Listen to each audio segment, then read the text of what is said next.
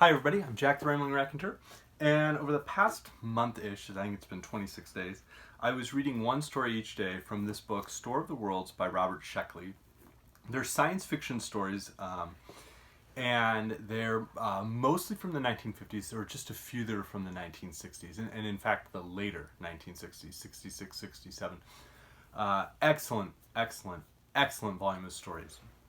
He writes across a couple of different themes. So one of the themes is, of course, space travel in the 50s, at a time before, especially when he's writing, there really haven't been humans launched into space yet.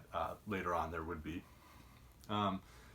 Alien life forms, and he has some really interesting ideas around alien life forms. The idea of humans colonizing other planets, other systems, the asteroid belt at one point. And then he also has these ideas around sort of like slightly dystopic societies. So time travel might be possible, or and there's a whole thing around selling insurance in case somebody has like temporal distortion, or being able to tap into alternate realities or remembered experiences to sort of get away from a dystopic world that exists. So he has a lot of different like sort of beats within these, but those are the major themes. And I wanted to share one of his stories, Shape. I'm going to link a website that has a copy of the full text of the story to kind of illustrate some of the themes he does. So Shape begins, Pitt the pilot slowed the ship almost to a standstill. He peered anxiously at the green planet below. Even without instruments, there was no mistaking it. Third from its sun, it was the only planet in this system capable of sustaining life. Peacefully, it swam through its gaze of clouds. It looked very innocent, and yet something on this expedition had claimed the lives of every expedition the Glom had sent. Pitt hesitated a moment before starting irrevocably down. He and his two crewmen were as ready now as they would ever be. Their compact displacers were stored in body pouches, inactive but ready. Pitt wanted to say something to his crew, but wasn't sure how to put it. The crew waited. Ilg the radio man had sent the final message to the Glom planet. Gur the detector read 16 dials at once and reported no sign of alien activity.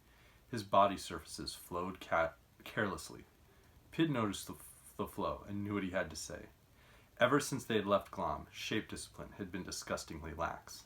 And so that's what this whole story is about, is this alien life form that can change its shape. And you find out they have essentially a caste system of everybody has their specific type of shape that their body has to stay in, but they can shape shift. So as they go, they begin to impersonate trees or rocks so that they can avoid detection. And then, the tree will move a little closer.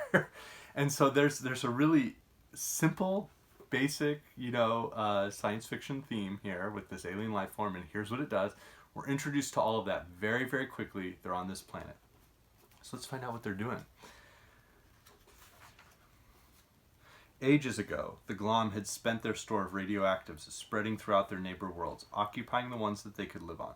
Colonization barely kept up with the mounting birth rate. New worlds were constantly needed. This particular world, discovered in a scouting expedition, was needed. It suited the Glom perfectly, but it was too far away. They didn't have enough fuel to mount a conquering space fleet. Luckily, there was another way, a better way. Over the centuries, the Glom scientists had developed the displacer, a triumph of identity engineering. The displacer allowed mass to be moved instantaneously between any two linked points. One end was set up at Glom's sole atomic energy plant. The other end had to be placed in proximity to another atomic power source and activated. Diverted power then flowed through both ends, was modified and modified again. Then, through the material of identity engineering, the Glom could step through from planet to planet, or pour through in a great, overwhelming wave. It was quite simple, but 20 expeditions had failed to set up the Earth-end displacer. What had happened to them was not known, for no Glom ship had ever returned to tell. So we have this alien invasion happening on Earth, and now Pid is a pilot form, and pilot forms are a little bit better than like the radio operator form.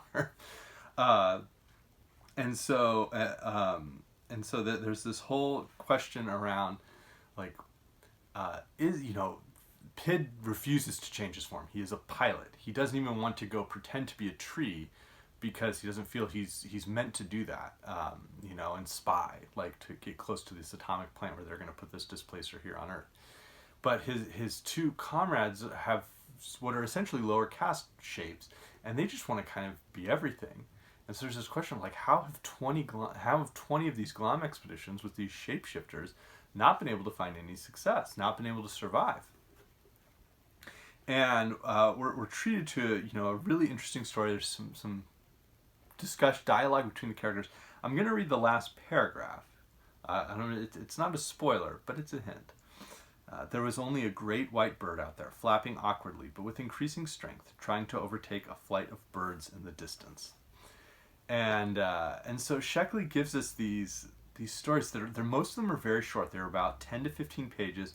A handful of them were around 20 pages.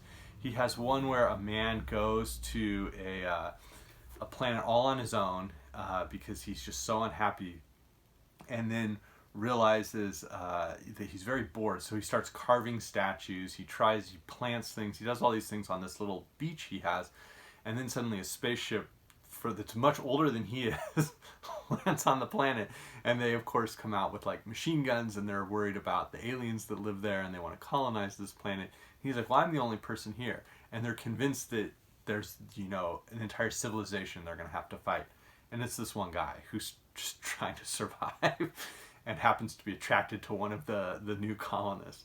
So the stories have a very dry sense of humor that runs through them. There's a sense of satire that runs through them, as I think a lot of the great 1950s science fiction stories do. But this was Store of the Worlds by Robert Sheckley. If you like that golden age sci-fi, or if you like that sort of ironic, satiric science fiction,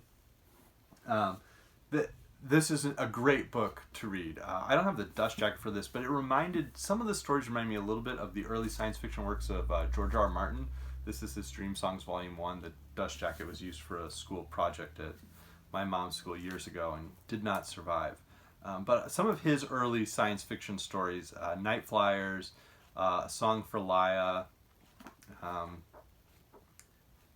the one set on Jameson's World. Some of the early stories and later stories of Gene Wolfe, where there's this sense of humor that underlies the science fiction.